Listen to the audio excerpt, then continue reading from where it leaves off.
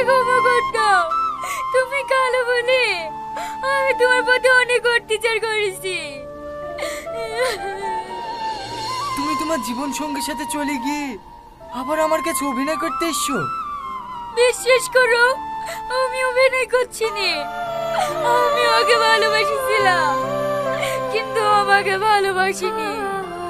আমাকে ভালোবাসার অভিনয় করে জনপল্লীতে আমাকে বিক্রি করে দিয়েছিল।